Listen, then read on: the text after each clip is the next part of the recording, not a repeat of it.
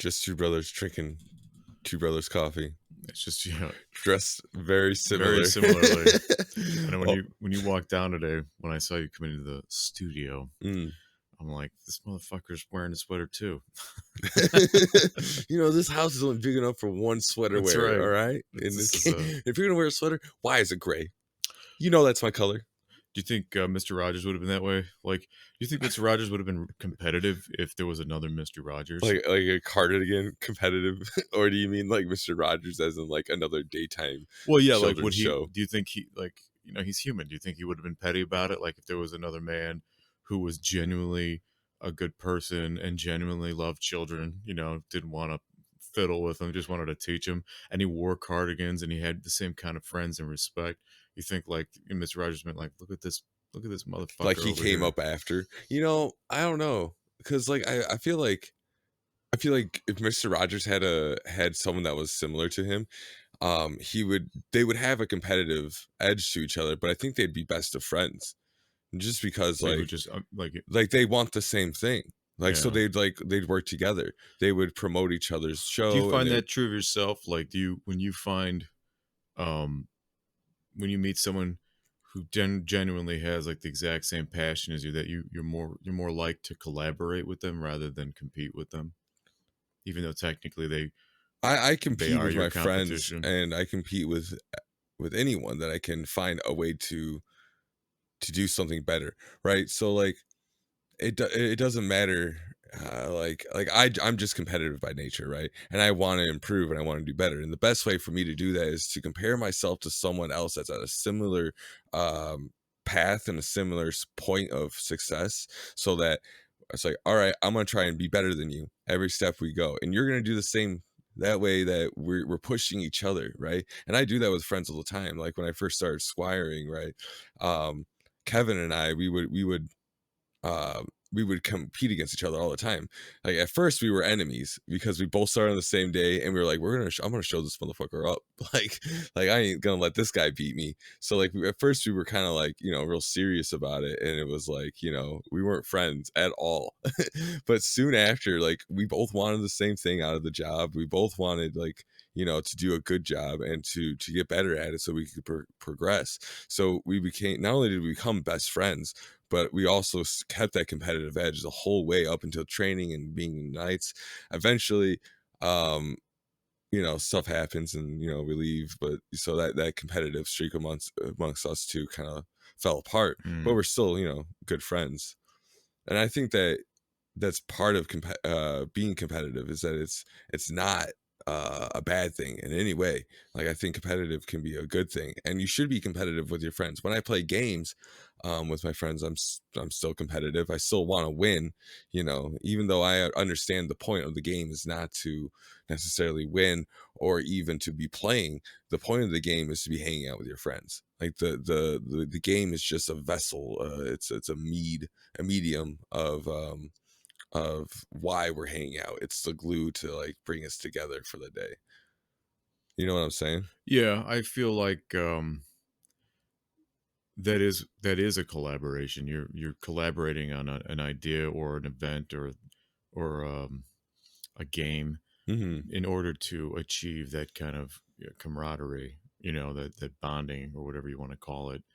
I agree with you. When you said about like competitive nature to push each other, that's something I'm always looking for. In fact, that's what I'm looking for in our endeavor. Is that's what I'm always hoping, that you'll challenge me, and and I keep challenging you, and like we both keep bringing ideas to what we're doing. That way it doesn't feel like one person is dragging the other or vice versa. You know what I'm saying? Like it feels like it's more of a not a competition, but a collaboration. I guess there isn't a better word for it. Yeah, I feel like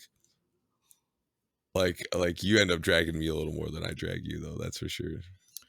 Like mostly because like I don't know, I just feel like I get overwhelmed sometimes, and it's like, so like things just start to pile on, and then I push things away, and then I always try and make this a priority for sure. Well, it's difficult. I was going to say it's difficult to make something that you love a priority, right? I'm not immune to that. There are less things going on in my life for example, than there are in yours. And I'm not looking to like, make excuses for anyone. I'm just saying like when my life is busy, it was very easy for me to abandon things I love doing. That's essentially why I stopped drawing. I mean, I love art. Like I Hmm. still think of myself as an artist, but when's the last time I did a painting or did a drawing, or I do little art jobs here and there on Photoshop, but they're really just, they're minor, they're musings. They're not something. It's not me truly using all my creativity, Hmm. and I think about that often, not just us, but in general. Like, if you want something to be a priority, then you really have to devote time to it. It's like, okay, but if you've got other responsibilities, then what are you willing to sacrifice in order for that Or at to least happen? turn down, right? Because you say you have like a hundred, you have 100 watts of power, and each thing that you do takes a watt, right? Or a portion of that power, right? So how do you turn some light bulbs on more than others? You have like a dimmer switch. So it's not that you have to sacrifice something entirely necessarily.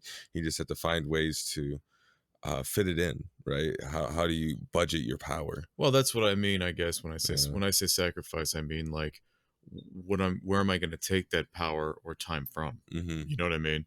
And sometimes when you do that, you have to stop something altogether. Not always, but sometimes you do. I mean, the most the most successful people I can think of that I do admire, or even if I don't admire them, take any like really successful person, and if you can find out what they lost, what they sacrificed in their personal life, how many relationships did they ruin? You know what I mean? How many children did they estrange just because that was the cost of them needing to focus on their passion, Yeah. their obsession, whatever you want to call it.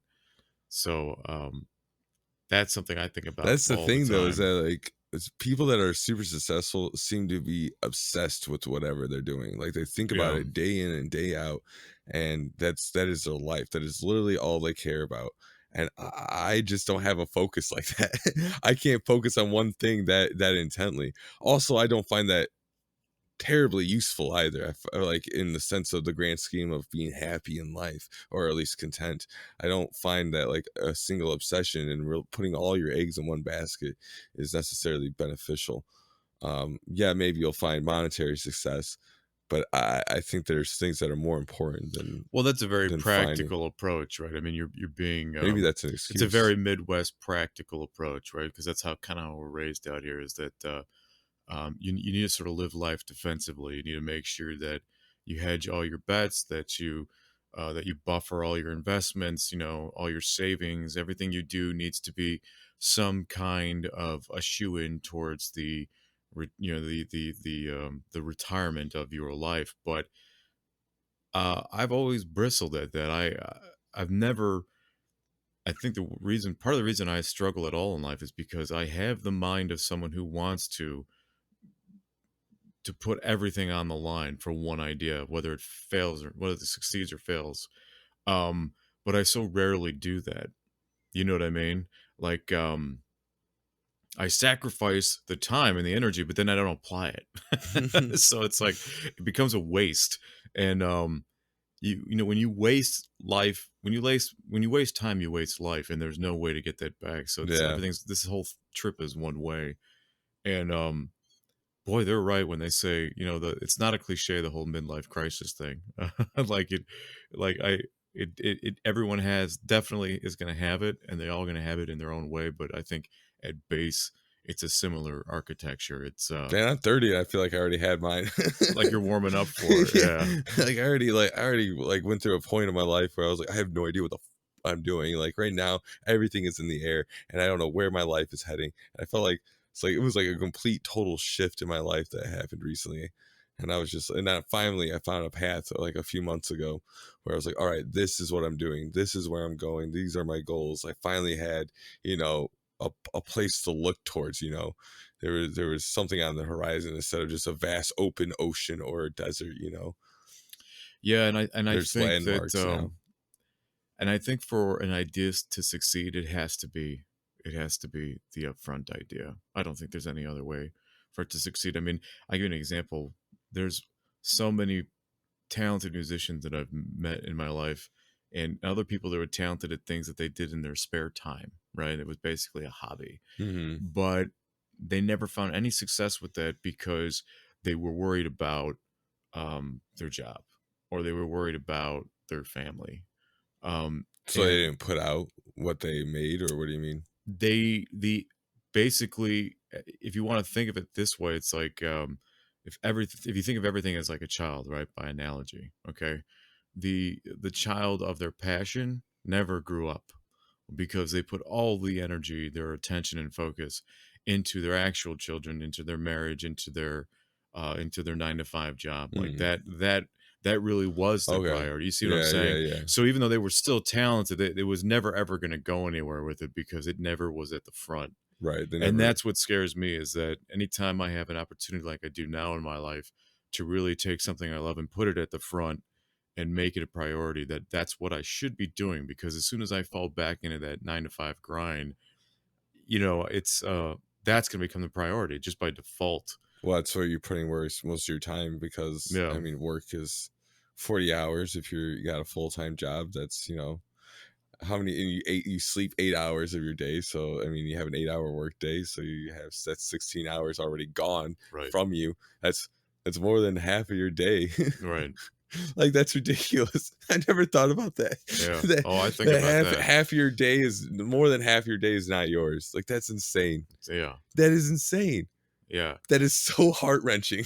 I know, and I hate that. that really stabs me in the heart, and I can't get over it. No wonder. I It was so depresses me, it haunts me, and it should motivate me um to really change my life around. That's why I want to have my own business, right? I've always wanted that because I feel at least then I'm struggling for myself. I'm not right. struggling for someone else's success. Right. I'm struggling for my own. Yeah. And there's a lot of things too that just aren't in place. I mean, a lot of people I know that have started their own business, or have other great success in their life, they had good foundations. They're especially, most of them are men.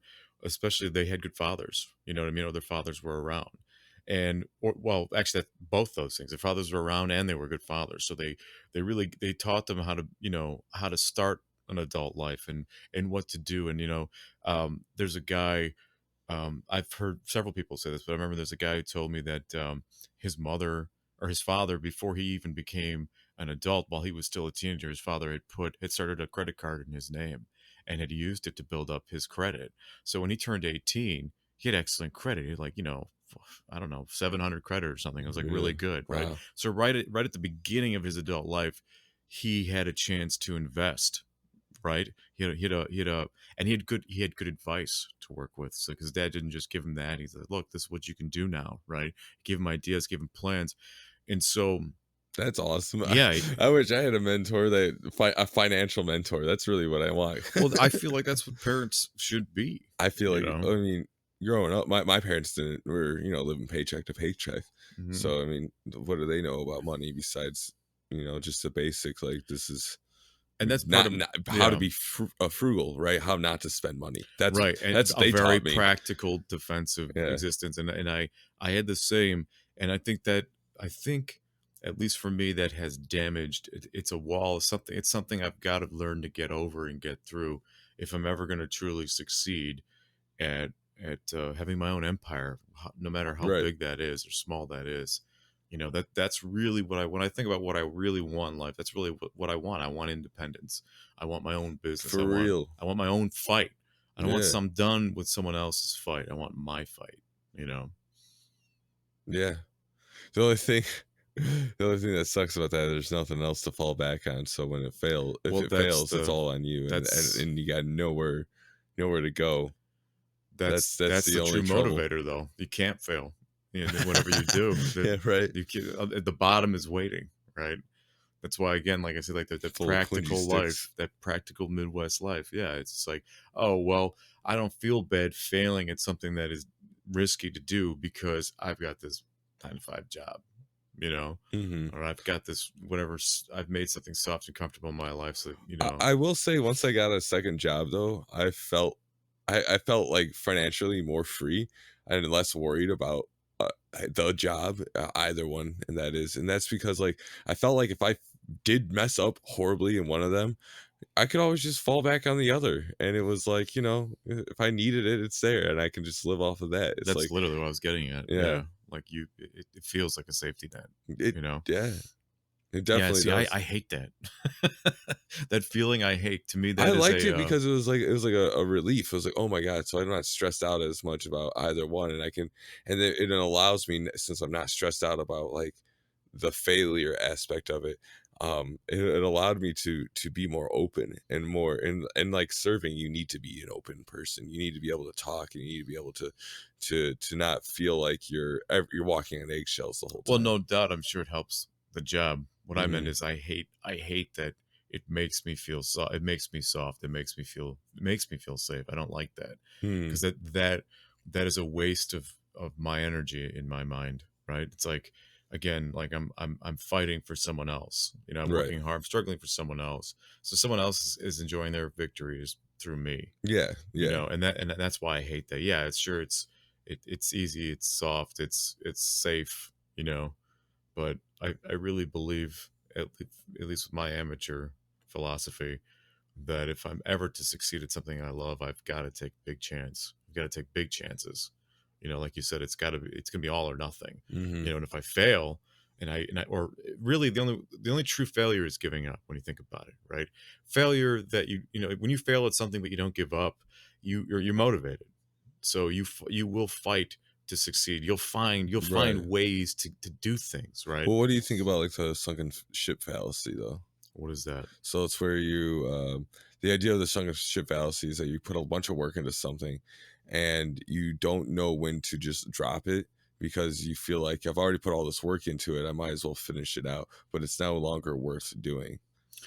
Well, that happens all the time in Yeah. life, in the course of a life, right? I mean, I have two versions of that. I would say I matched the definition you just gave of where, um, like when I worked in plastic surgery, I definitely was there too long. I mean, it was a blessing when they let me go, because I was already done there. I shouldn't have been there. I was there like well overstayed in my welcome. You know what I Hmm. mean?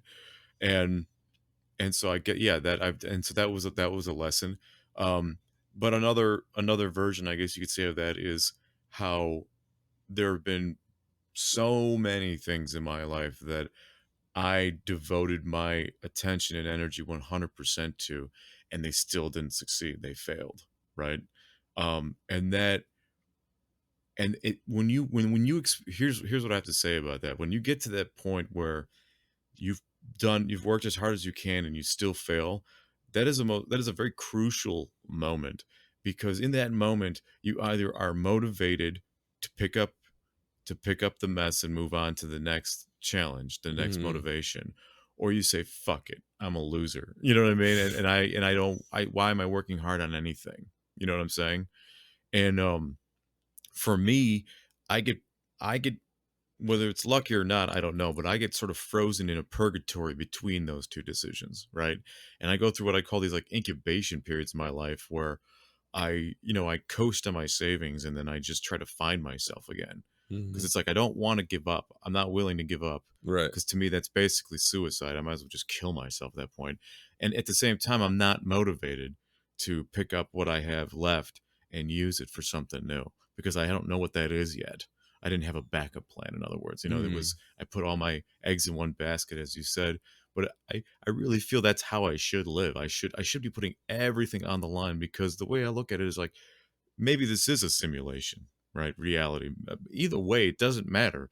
The only thing I know I have is this moment and this Right. moment Right. and this moment, and that's it. I don't know what's going to happen next. I don't know how much time I have, and so why not put everything on the line, And I think part of that inner conversation, some of the worry is like, well, who am I going to hurt besides myself? Maybe you're willing to hurt yourself. A lot of people are. I am. I have no, I bizarrely, I have no care for myself. Like, I'll step in front of a bullet for you without even thinking about it. Like, I've just done that. Like, I'll just react, like Hmm. jump to like help someone, right? And I have no care for myself. It's very bizarre. But who am I? But that's easy to say for me. But who do I love? Am I willing to sacrifice or hurt in order to get what I want? That's a tough question. Yeah. That's one of the joys about being a single man is that you have no family to worry about. Like, you don't have to, like, do the safe thing and weigh that decision because of your family, right? Well, Like, you can do something that's a little more reckless when it's yes, just you. and I You would don't have that say responsibility to someone else. Because I'm the same way. It's like I would much rather, put myself at risk than someone else. And I like if I had a family, I mean, if I had to take care of my mother, even, if she, mm, she relied on my income, I would, there's a lot more decision happening there then because it's not just me, it's someone else that I have to that's relying on me. So it's like I would take the safe decision 100% of the time if it was in that kind of situation where it was okay, there's a risky thing that we could do here and it could pay off good and it could be better than working this 9 to 5 all the time. But I mean the 9 to 5 is guaranteed. well, I So it's also like think that from my point of view, in my opinion rather, um, if I were ever if I had ever become if I were ever to be a father, that would be my life project because at that point, um, my selfish goals no longer matter. Like it's a total paradigm shift. Even to just talk about it here because I'm not a father, but just to it's a that you know conversation I've had with myself that I know of. God, of. and I it used to be a nightmare I would have, believe it or not. For real. Yeah, Same. but that I just I know enough about myself to believe that I know that would be a paradigm shift in my mind, in my action. I mean, I would not be the, you know, lackadaisical, what's the word, the lazy person, whatever that I am now, the sort of free spirited person I am now. I would be very much a more of a corporate mentality, right? There'd be protocols, there'd be, you know what I mean? Like there'd Yeah. be time, things would be timed and scheduled. Like I very much know how to do those things, and I am that person when I have that level of responsibility. Hmm. All I can compare it to though is like a job. Like in the past when I've had a very, a job with a lot of responsibilities, or I had people working underneath me that I had to manage, for Yeah, example. that's the thing though. It's like I actually really like responsibility. Like Sure, it's fun. I love people that when people rely on me, especially like in a work environment. And like I think that is one of the coolest things. Like I got to train someone recently and on the job. And like just doing that, it was like some of the most fun I've ever had at the job is Yeah. was teaching someone. I'm like, this is amazing. Oh, like I I love agree. that. And it's like it was great because someone's relying on me. I get to pass down all the knowledge that I've gained from everyone else that I've worked with that has shown me their tips and tricks. Had my own experiences, and I Yeah. get to I get to share those and help someone else. Like this is what I wish someone would have told me at the beginning. So I'm gonna tell you. Well, It's like what gift is greater than knowledge? I can't think of a more, rewarding thrilling, gift. Yeah, rewarding gift. And to be who doesn't want to be the gift giver, right? Who doesn't want to be a teacher? That's the best yeah. position to have in I think anything in I life. actually I think most people either they don't want to be a teacher or they don't know how to teach and they don't care to learn how to teach. I think most people aren't innately good teachers. Well, I so my guru answer to that, because this is something I've said before, is that um, the best teachers are those that want to be students again. So Okay, and I totally agree with that because like when I teach, I love the part of what I love about that is that it's reinforcing the basics to me.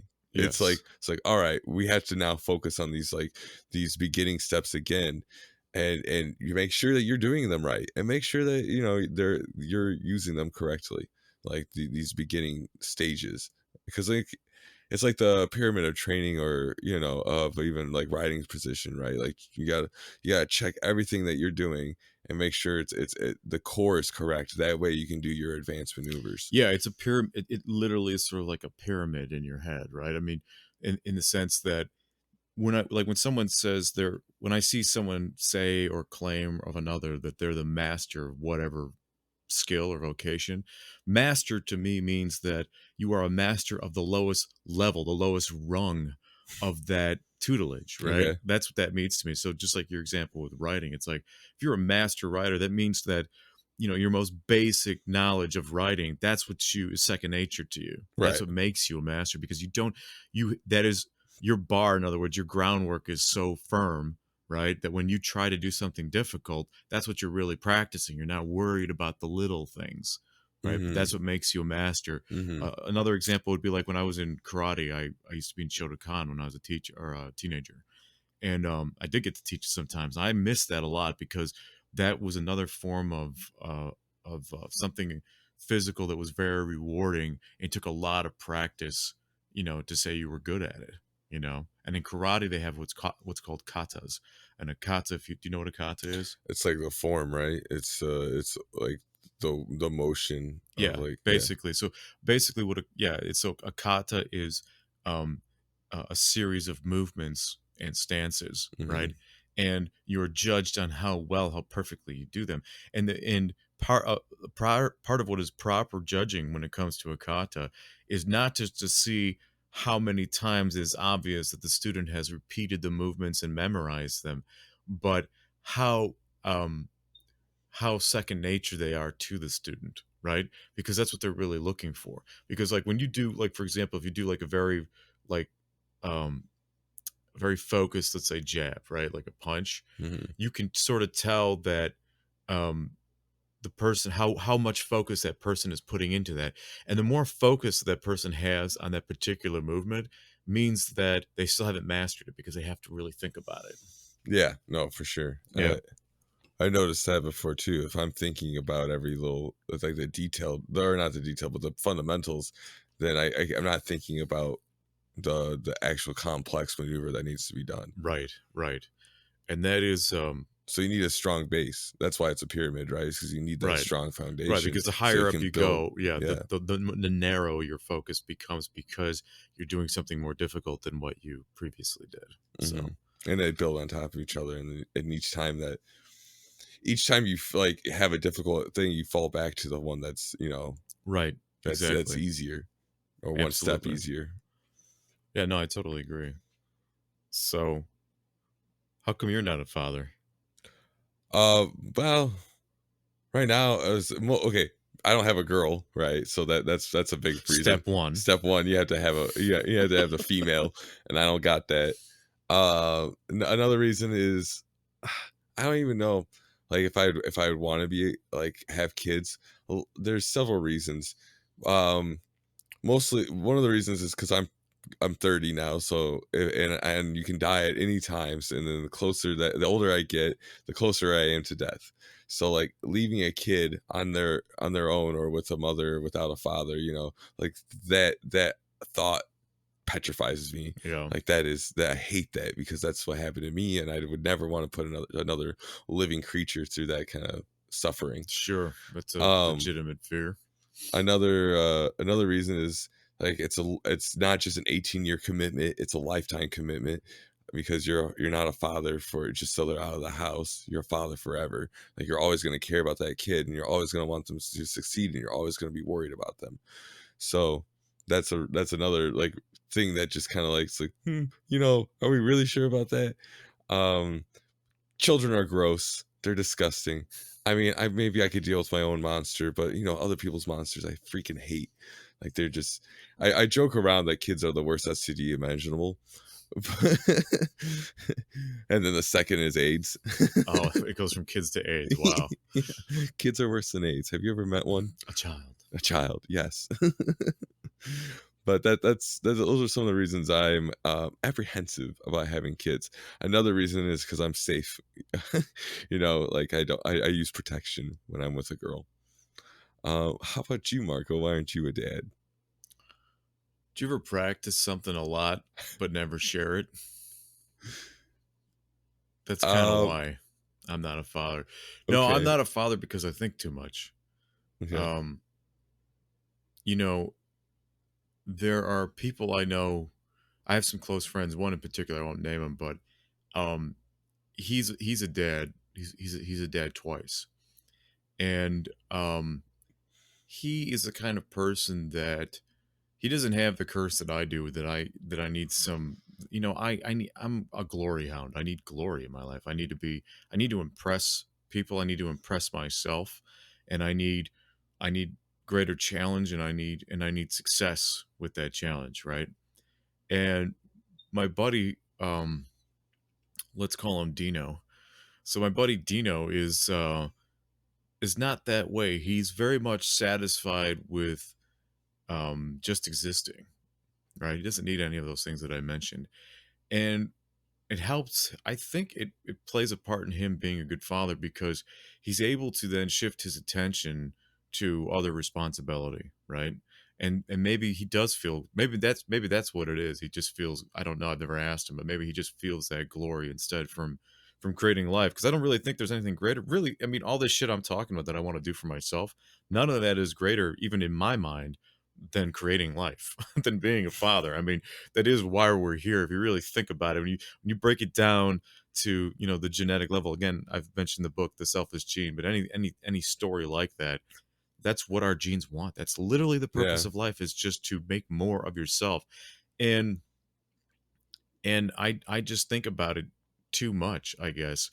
There's a lot of things I don't like about our society, even though it's still the best society on the planet.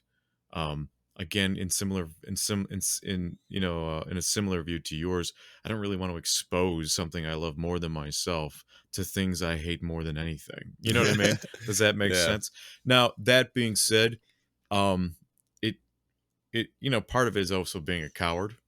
It's not just about deflection, which is everything I just said is basically that. Part of it is about being a coward. I'm too much of a child still in my own mind to be mature enough to grow up. I think it was Jordan Peterson who said that um, the highest level of maturity a man can attain is when he becomes a father. And I don't know if I added it or where I picked it up, but I thought, yeah, there's really two aspects of that. One is serving the military, and the other is becoming a father. Because the Mm. first one gives you a level of discipline unobtainable anywhere else, in my opinion, Yeah. and the second one is um, your success at life. I mean, that's what it means to me to be a father. Is you do what the universe is asking of you, which is to continue the river of life, right? I think I've made that analogy for you before. I know I've made it while I was tripping, that's for sure. But um, that's how I look at life. Is like man is the source of life, and woman is its form. Right? Did I ever give you that my little analogy of the Uh, river of life? I don't think so. So I'll drop it on you real quick. All right. Okay. The In my mind, the so this all started with a conversation I had with a friend, because I said, I said you and I are supervillains, because we're both not going to have children, right? And he's like, "What are you talking about?" I'm like, "Look, listen. When a woman has an abortion, she stops one life, right? That's a that's a tragedy.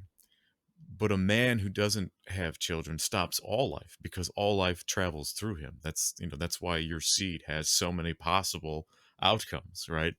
And so you're basically a walking genocide. You're When you choose not to deliver what the universe has basically made you for, if you want to think of it in that kind of projection.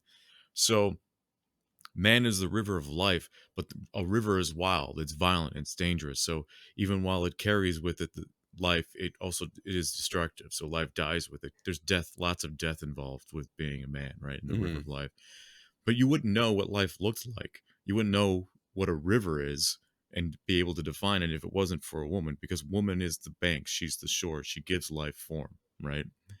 And so that Okay. that is our part. That's how we contribute together to existence, right? To human life, at least. But I feel like all life basically works that way. That's why there is a male and a female, right? I mean, even in creatures that are like hermaphrodites, it's just basically both those parts in one structure. Right. There's still that duality at play. You know what I mean?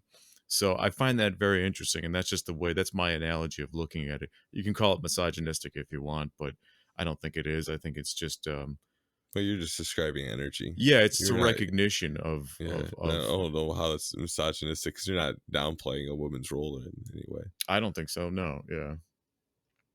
So that's why I'm not a father, because I'm a supervillain. I also feel like the finance aspect as well is I don't have the money to have kids, you know? It's like I can barely support myself. How could I support, another life plus the mother, it's like that's a lot. Well, that's the thing though too. Like in this day and age, So the nuclear family is no longer what it once was. You can't be a man working a 9 to 5 job with no overtime, and and own 2 cars, a house with 4 bedrooms, and Yeah. a quarter acre to half an acre of land. Um, that's gone. So part of well, here we go now with marriage. Part of the benefit of a marriage is that you have that double income. So that's what makes it a family possible, is that double income in the modern family. I mean, without that, you'd have to be quite successful. And if you were quite successful, You don't have the time. you don't have the time. Yeah. So Yeah. And then you get blamed for not ever being around. And it's like, but I'm out there making the money. It's like, what do you want? Do you want to live, or do you or do you want my time? It's like that's what it comes down to. yeah, it's like that song, was it "Cat in the Cradle"? Did you ever hear that song? Cat in the Cradle, the Silver Spoon, Yeah. Little Boy Blue, and the Man in the Moon. Right. Hmm. Yeah. Um, that's basically what that song is about. Is a father that loves his son, who wants to spend as much time as he can with him, but as his son is growing up, he's working, and he's just making sure the family can survive. And Yeah, then when he gets old and retires, and now he has time for his son is now the one that is working and has his own family, so he has no time for his father. yeah, And then the father realizes he's just like me. It's like, that's the circle of our life, or the path of our lives. yeah.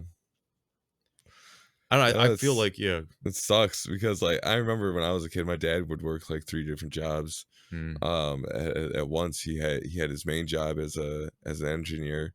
He did substitute bus driving, and then he'd also do pizza delivery, and then he'd do coach bus driving on the weekends. So he was always gone, but I always, I never thought about it in like in a negative way. It was always explained to me, your dad's out there making money so we can live, well, why wouldn't it be normal? Because you were brought into this world, and that was the first thing you understood, that was defined to you, is that that's the way things work, Yeah, right? but Why what I would you mean think is I was never like I don't want to say I wasn't envious of other people, but I wasn't like, I never thought like my dad doesn't care about me because he's not here. I always thought like my you dad really never, yeah, cares you never about me. questioned his Yeah, responsibilities? right. No, and I knew how much he loved us and his family, because like he every moment he had, he'd spend with us as a family. He was never out with friends, or At the bar, yeah, or right. yeah, Yeah. Yeah, yeah. My dad was never at the bar. That would be for that to happen, man. I couldn't even imagine, because probably he be didn't really have out of place. like, yeah, because he didn't think of money that way. Like he didn't think like that was not okay, an okay the way to spend money. Like they didn't even buy alcohol really for themselves at the house. Hmm. My dad made wine as a hobby, but other than that, and even then, he never drank and got drunk. I saw my father drunk once, and it was at a wedding, and then he was apologizing to me that he was drunk, and I'm like, I don't even know what's happening. I'm like, can we just go to sleep? Yeah, Because it was like we were going to a hotel, and but he was so embarrassed about that. it's interesting to me. Um, Speaking of like drunkenness and alcohol, how different people are with getting drunk. I wonder if there's got to be something scientific about the reason why some people can just handle so much liquor, um, regardless of size, Hmm. and why some people can't. Because like I definitely have, at least in part, some of that gene, especially when I was like in my 20s. I could just drink and drink and drink and drink and drink, and I could still function. Like it took so much for me to be like blacked out, for example, or vomiting. I mean, literally, I had to be poisoned. Like it had to reach like alcohol poisoning levels for me to like Yeah, to be affected. You know what I mean? Like I would reach a state. I had like a cap on my drunkenness. I don't know how else to explain it. It was very strange. So I could like out drink anybody I wanted.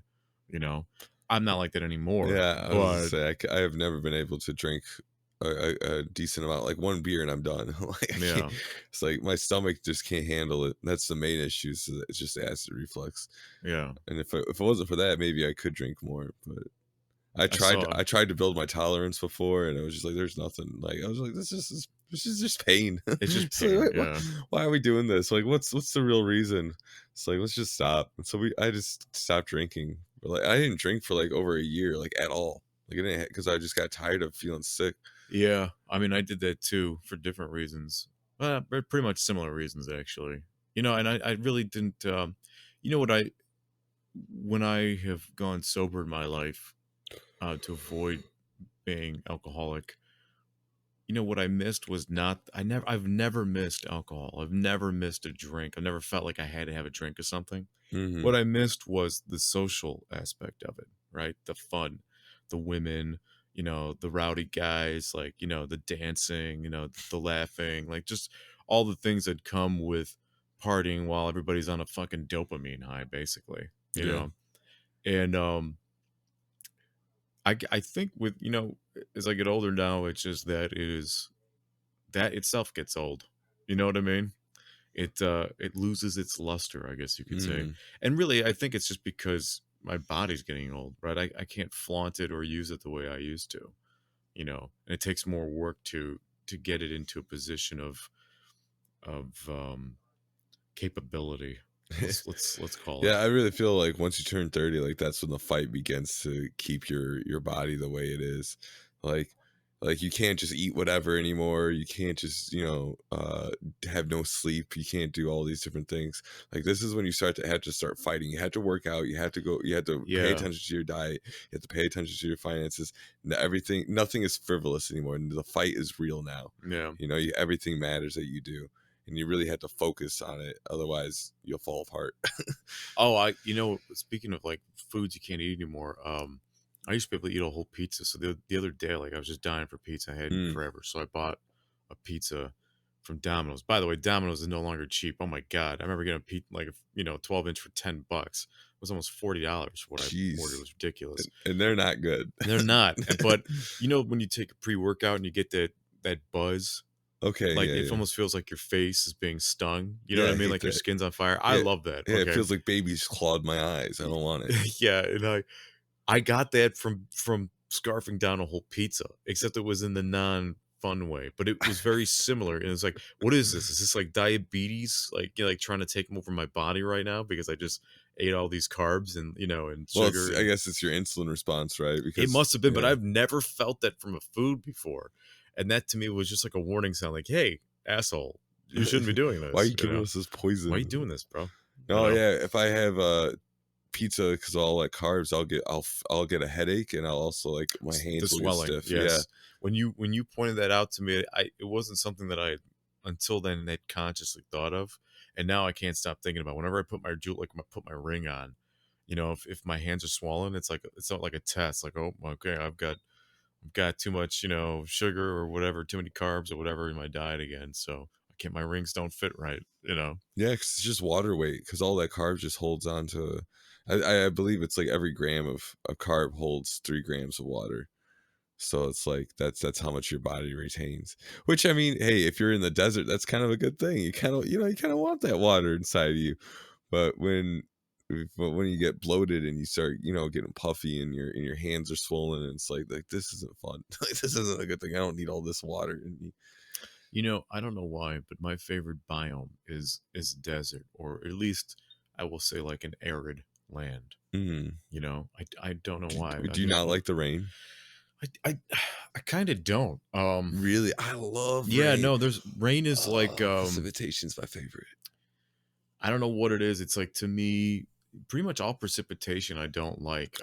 I respect its necessity, but generally I don't like it. I prefer like dry, thin air. And I just like the openness of deserts and arid climes. And I do like how heat feels when it's dry. I don't like humidity. So again, that's basically just rain that hasn't fallen, right? But Yeah, right. it's just there. Yeah. So I don't know. There's something about like The Earth had too many carbs, so it's holding water in the I don't sky. know. I don't know. At the same time, I love to swim. You know what I mean? It's just weird. I can't explain my weirdness. Yeah, I feel that way with the sun. It's like I hate the sun, but I understand we need the sun. Otherwise, we couldn't grow anything, and I Yeah. wouldn't See, I'm have a sun vitamin lover. D. I hate the sun. If I could like live in complete darkness year round all the time, I would. But it's just not. It's not practical because people that live in like low light areas have high rates of depression because of the vitamin D deficiencies. Well, that's another thing too. Like even now, as the winter really starts to slam down on us, it it's depressing. I can't stand winters. I woke up last night and I looked outside the window and there was snow. I got so excited. I was like, Oh, "What? I It was snowed!" literally I was opposite. oh, I got so happy. I got so hyped yesterday. It was Dude, amazing. that's amazing to me because I literally felt the exact opposite when I let the dog out and I was staring at the Fuck. snow. Yeah, my brain was like, "Oh, we're gonna die." Like that was just I'm just like, "What the fuck?" Like it I was such a dude, depressing feeling. I love it. Like right now, today, right now is amazing. It's dark, it's misty, it's kind of cold, it's perfect, just like enjoyment weather. Like this is like my just like let's go for a drive, let's go walk out, let's go do whatever. You'd be I in love it. heaven in a Robert Frost poem, that's for I sure. love it. Robert Frost, the road less the It's two. just yeah, it's just endless autumn basically in his Yeah, and yeah. that's my favorite season, but still it's like he's like he's like the end of autumn, the beginning of winter in his like a lot of poetry kind of is if you were to like make that weird analogy. It's sort of it's like the edge of depression, you know what I Yeah, mean? right. With a glimmer of hope, I maybe. yeah, yeah. Like hope is like a Well, Christmas gift, I you feel know. like Edgar Allan Poe would just be like the dead of winter, like it is January. Oh, I can't think of a poet that's more depressing, even though I absolutely love Edgar Allan Poe's writings. I mean, my favorite poem of his is probably the most depressing poem ever written. It's called Alone. Um, but that's just for me though, I look at it differently. Like there's kind of a beauty to sadness because it makes you, when I think of like sad thoughts, but I'm in a good mood, it's sort of like feeling thankful as opposed to like feeling down, right? Like, oh yeah, I remember what that Really? feels like and See, I'm when I okay get a now. sad thought when I'm happy, I get real defensive. I'm like, what the fuck are you doing here, dude? Like, get out. We're happy right now. Like, why are you trying to ruin this? You don't do you run into when you try to hit whenever you've tried to meditate in your life, do you have trouble meditating, like relaxing then? Do you feel like you have trouble No, like accepting thoughts as they come to you? no, because like when I'm focused on meditation, I can focus on my breath and I can focus on my body, and I can just be like, all right, that was a thought. Let's okay, we went on that train for a bit. Now let's come back to the body. Let's come back. Let's come back because it's just like that endless process. That's one of the things I like about meditation is that you can't do meditation wrong. Like there's no wrong way to do it as long as you keep trying to come back to it, and eventually you won't even have to come back because you'll just stay on that focus of the mind and on the Mm, body and the breath, which is really what you're trying to do is just quiet your mind, which is very pardon me. useful, I think, because like that just helps you in your decision making skills later when you have to make a decision too, because you don't have all these different chatter happening in your brain. You can just focus on the problem at hand.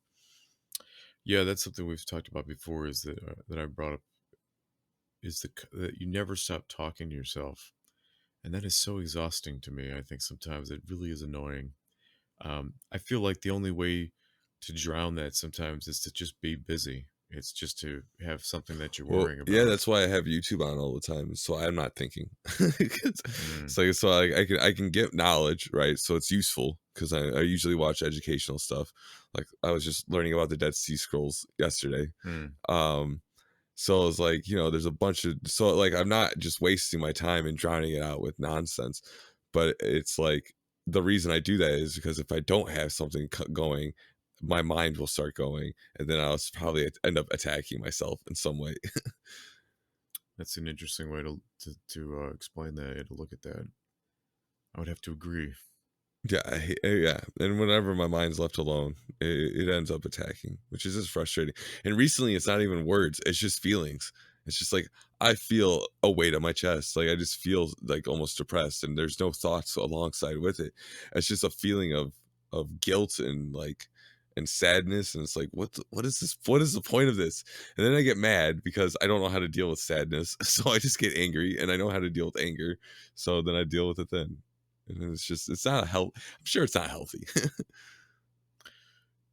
I mean, what what isn't healthy though when you think about it? I mean, okay, here's what I mean. Well, what I mean is that if I'm ignoring it, I'm not solving it, right? So I'm just pushing off the symptom until later, until it blows up eventually. Yeah, it makes me think of something that Elon. what you just said made me think of something that Elon Musk said that I always believed, but again, he put it into words for me. Um, and it was his quote about engineers, right? He's like, smart engineers basically, this is not verbatim, but basically smart engineers waste their focus. They waste their energy because they try to optimize the solutions for problems or questions that don't need attention or that maybe aren't important, right? Hmm. Instead, because that's how they're trained in school, right? You're like, you made a very good point. He's like, when you're trained not to question the professor, you're trained to Yeah. question the problem, Right. and the problem may not matter. His question may not be important or useful, or matter. And he's like, instead, the engineer should be questioning the question. I'm like, yeah, that's basically a philosophical argument, right? And I feel like you can apply that to anything in life. It's like you're only really wasting your energy when you aren't questioning why you're trying to solve a problem. Like, is that problem worth solving, basically? Mm. And I think a lot of time, I mean, when you think about it, like work is sort of like trying to solve an unsolvable problem. You know what I mean? I think that's why it depresses so many of us and why we just hate sort of extensive labor. And we're still exploited so heavily. It's so funny to me, funny in like a dark way, that we should be technically, I thought for sure we'd be like spiraling into irrelevancy by this point. The robots would be taking over the world in essence. And yet, because of this huge like global order, this political push to like nonsense, in my opinion, nonsensical things like um what they would call green technology, which isn't, as it's like less green than the technology we currently use, is actually pushing us back further. We're like falling backwards into exploitation again, because now these corporations like Amazon and stuff that have completely taken over all markets, right? It's like, where Mm. else do you buy your shit from, right? It's like, yes, sometimes you might go to Walmart, sometimes you might go to Best Buy. Most people, I think, are just ordering their shit online because it's all like one major. It's like the Sears catalog from the '80s took over the world. Right. And and and now that this idea for like irrelevancy isn't really taking place, we're falling back, we're doubling down on like old school exploitation. So mandatory overtime all over the place, bad management all over the place at different lots of different companies and businesses. And then people don't want to work, especially in states like Illinois, where it's easy to get on unemployment, it's easy to get SNAP benefits, food benefits and things like that. It's not easy in every state. I mean, like in Tennessee, for example, it's very difficult to get on unemployment benefits.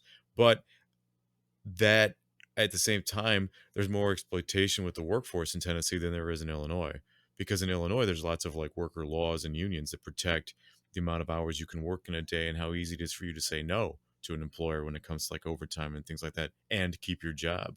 Whereas like in states like Tennessee, it's the opposite is true. It's like, fine, if you don't want to do it, we'll just hire somebody else. See ya. You know what I mean?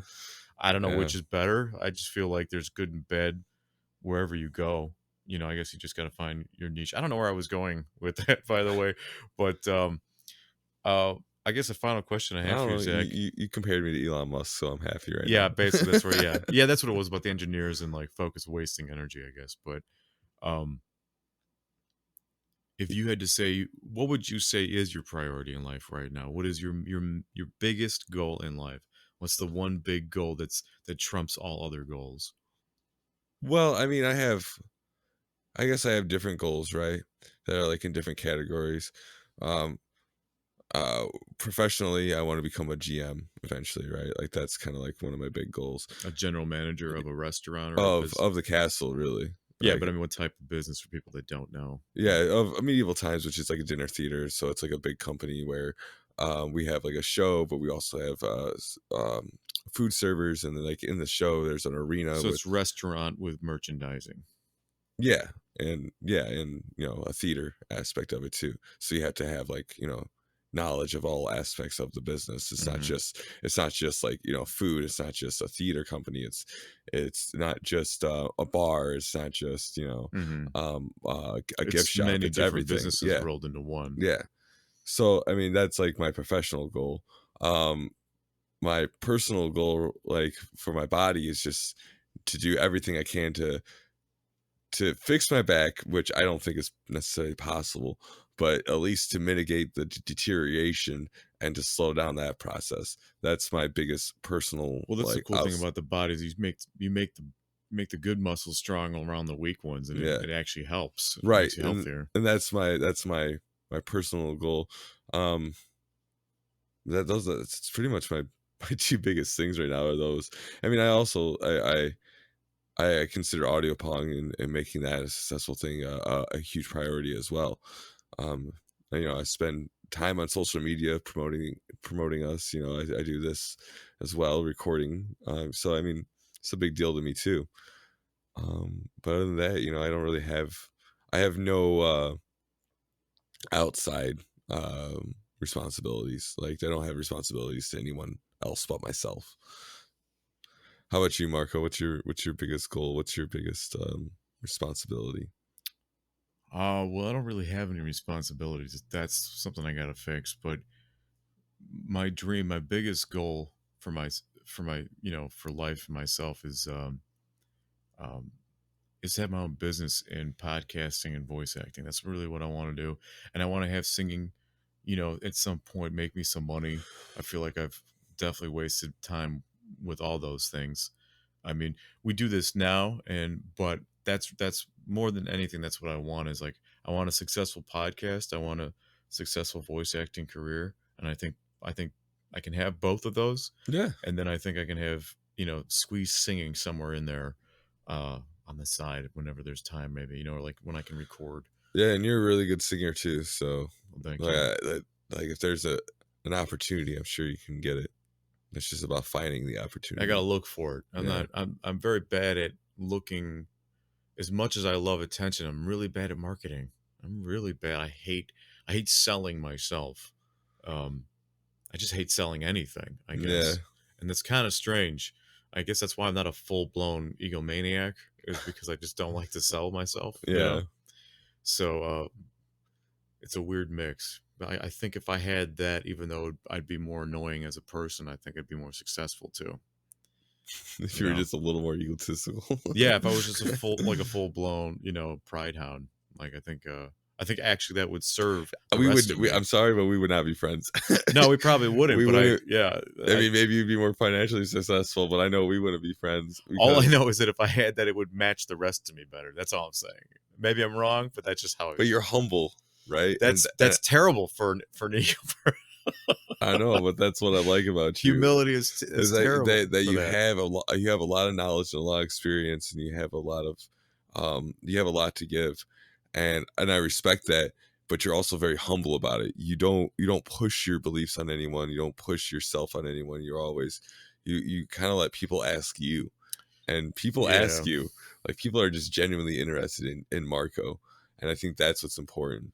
Well, I thank you for the compliment. I think I just read too much Mark Twain growing up, because that's kind of why he's my hero, is the fact that he had a lot to say, but he was only direct about it in his writing. Otherwise, everything was in the form of like an answer to the question. What's interesting about it, though, is that sometimes a question is asked without being asked. You know what I mean? Like the way someone can speak sort of leads them into wanting to know something, and if you pick up on that, you sort of feel welcomed at that point to describe something or to give your opinion on something. And really, when you think about it, most things are opinion, right?